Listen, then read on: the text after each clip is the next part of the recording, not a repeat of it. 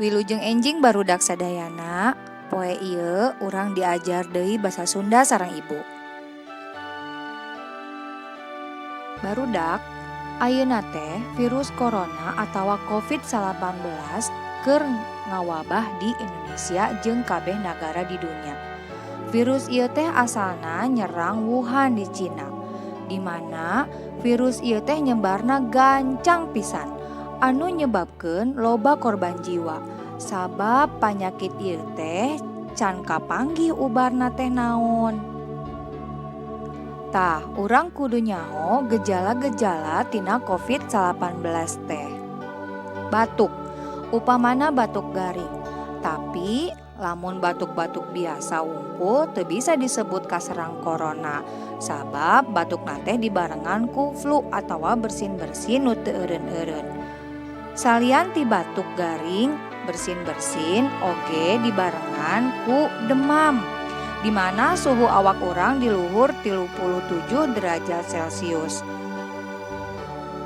Lain eta wungkul, tapi aya oge eungapna atawa sesak napas. Lamun aya gejala-gejala di luhur tadi, urang kudu gancang ka rumah sakit. Ayeuna kumaha carana supaya urang teu katerap COVID-19 teh regepkeun ku hidep. Salian ti getol mandi, urang oge kudu getol ngumbah leungeun. Lain make cai wungkul, tapi kudu make sabun oge. Alusna mah dina kucuran cai supaya cai teh bersih jeung kuman-kuman teh arindit ti leungeun urang. Nu kadua nyaeta make masker. Komo lamun kapaksa hidep kudu iinditan supaya urang teu katularan atawa sabalikna urang teu nularkeun panyakit ka batur anu aya di sabudeureun urang. Nu katilu nyaeta ulah padeukeut teuing jeung batur, jaga jarak atawa ceuk bahasa asing nama social distancing cenah. Tah, teu kudu sasalaman heula ayeuna mah, cukup ku mere salam ka batur ku cara nu lain. Ngumpul-ngumpul oge ulahnya. Anu kaopat nyaeta ulah ka mamana, cicing heula we di imah. Urang bisa ngagawekeun sagala rupa anu loba gunana daripada urang iinditan. Oke, pas balik ka imah kalah ka mawa panyakit. Di imah, urang bisa narima informasi ngeunaan perkembangan COVID-19 ieu teh salah sahijina tina televisi. Loba wawaran atawa berita anu ditepikeun ku penyiar-penyiar TV ngeunaan virus ieu teh. Jadi urang nyaho perkembanganana.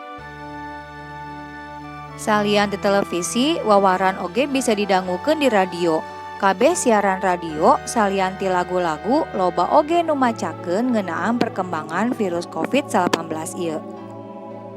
Bisa oge tuh wawaran teh dibaca di smartphone, tablet atawa iPhone. Alat telekomunikasi ieu oge bisa dipake keur diajar jarak jauh. Tah siga urang ayeuna yeuh. Lamun di imah aya komputer bisa oge dipake keur ngerjakeun tugas-tugas anu kudu dikerjakeun di imah. Salian teh komputer bisa oge dina laptop. Sabab alat-alat ieu teh ngabantu pisan kana pembelajaran urang ayeuna. Tah, ibu oge mere pangajaran atawa tugas teh ti imah sabab milu aturan ti pamarentah.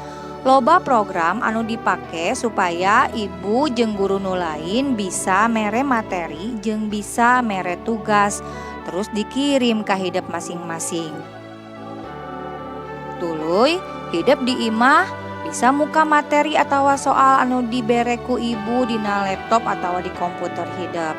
Hidep bisa lalajo video pangajaran atawa ngerjakeun soal-soal terus dikirim deui ka ibu keur dipariksa. Tah, ayeuna mah hayu urang salametkeun dunya urang ku cara kerjakeun tugas di imah, ulah ka mamana, nurut kana aturan anu dibere ku pamarentah, disiplin dina ngagunakeun alat telekomunikasi. Awasnya ulah nyebarkeun berita atau wawaran anu ngaresahkeun masyarakat. Wilujeng diajar barudak tepang deui minggu payun. Wilujeng enjing.